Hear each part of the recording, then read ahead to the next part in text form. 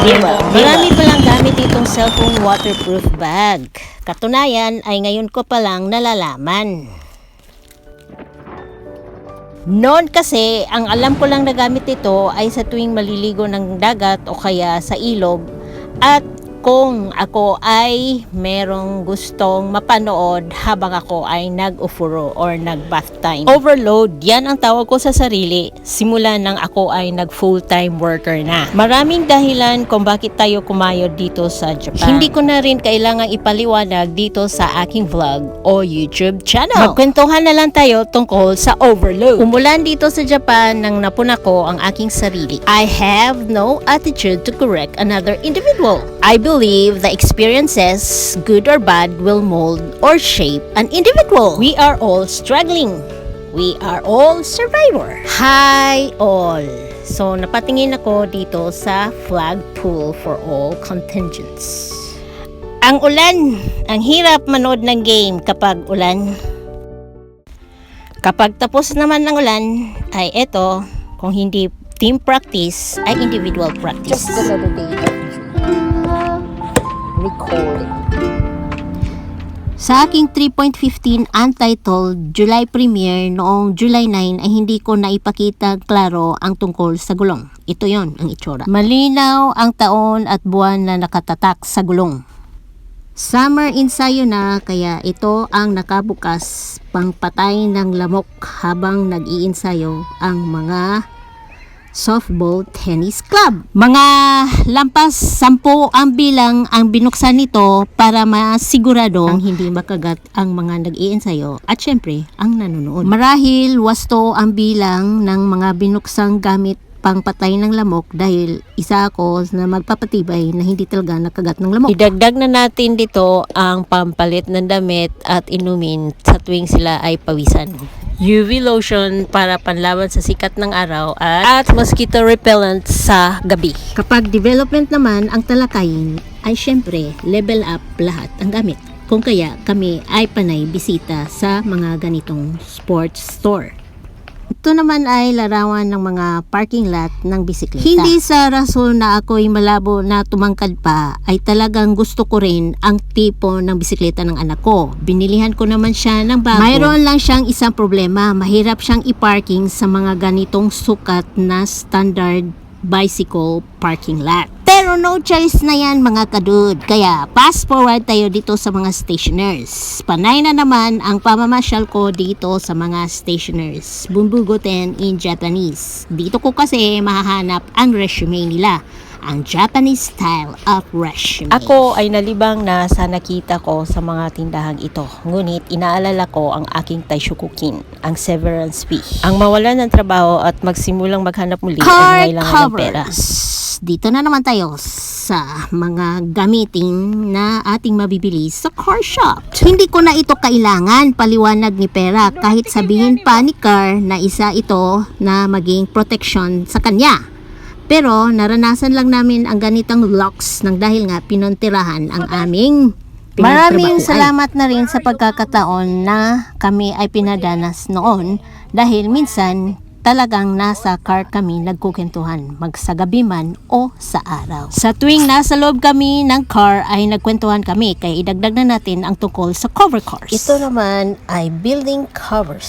Sa dati kong pinagtrabuhan kasi ay labas-pasok ang malalaking truck, kung kaya't ang amin na lang mga car ang pinagtakpan. Kadalasan ginagawa ng mga Hapong karpentero kapag sila ay namimintura ng mga gusali ay ang paglagay ng ganitong mga building covers. Layunin din nila ang magtayo ng mga tubo, kaya sa ganito kalaki na gusali ay umaabot sila ng 2 araw sa pagpatayo nito para gamitin nilang pang-akyatan at talian ng mga covers na ito upang maging silbing pangsugpo ng malakas na hangin na maging saning mag-alikabok o kaya ay ang mga tumilapon na mga pintura. Kalaban ng karpentero ang ulan kung kaya't hindi sila makapagsimula agad ng kanilang pagpintura. Kailangan nila ang tamang sikat ng araw para matuyo ang kanilang pintura.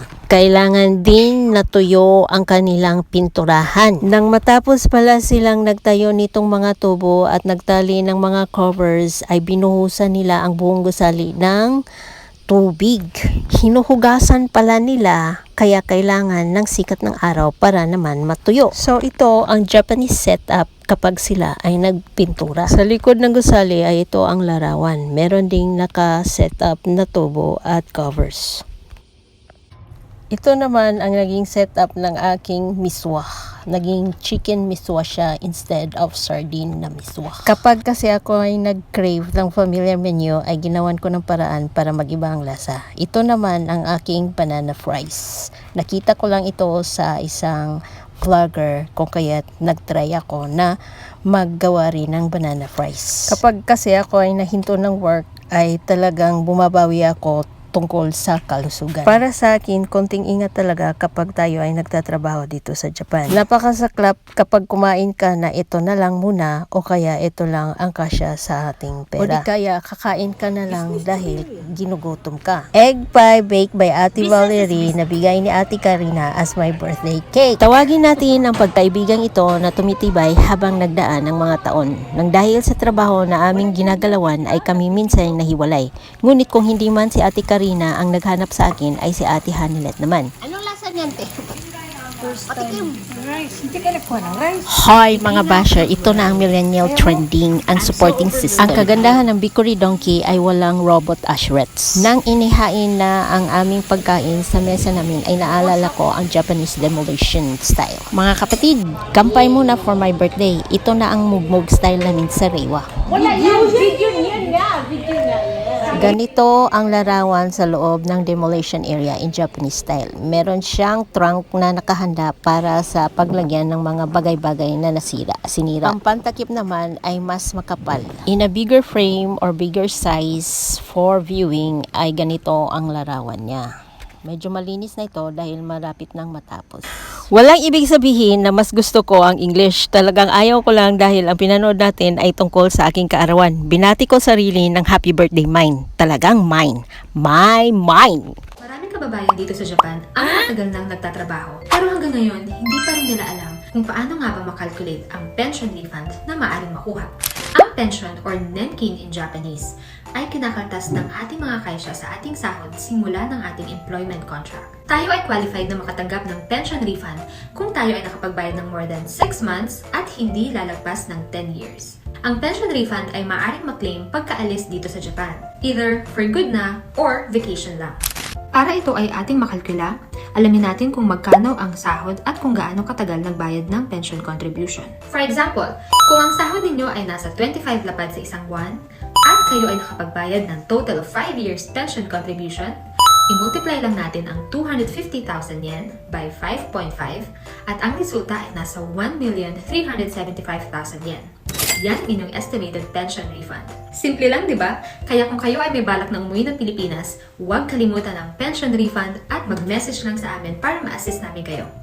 Tutulungan kayo ng HSB Japan para makuha ang inyong pension lump sum refund. Kapag pumunta ako dito by car ay lagi akong napatitig sa gusaling nagangalang Sala. Hindi ko alam kung anong pangalan ng park na ito. Minsan kapag ako'y nagbisikleta ay pumupunta ako dito at hinahanap ko na rin yung gusali na nagangalang Sala. Nang madalas nang punta ko dito ay tinawag ko na lang siyang Sala Park. Mahilig ako sa park. Naging viral ang aking Sala Park. Kaya ginawan ko rin ng kwento. Madalas kasi ako dito, hindi pa ito na landscape ay talagang naging tambayan ko na rin. Ngunit, habang ito ay gumaganda na, ay parang madalas na itong dinaluan ng mga tao. Here we go, time check, maybe past 3 p.m. in Japan time. So this is now the color of the tree that I have been watching since spring. So it's now yellow and it's a little bit falling. Maganda rin ito tignan sa tuwing bumubuhos ang yellow. Meron akong larawan nito kaso lang na-remove siya. Nakapag-picnic na rin kami dito at kinaugalian ko minsan na ikutin ang buong Sala Park. Tagumpay rin ang aking pag-renew ng Japanese driver's license. Ang vlog ngayon ay kasama ko kayo na tawagin ito na Sala Park. Paganda na ang parking lot, marahil sa darating na panahon ay magkaroon na ito ng pangalan. Ting tang, walla walla bang bang. Ooh ee, ooh ting tang, walla walla bang bang. Ooh ee, ting tang, walla walla bang bang.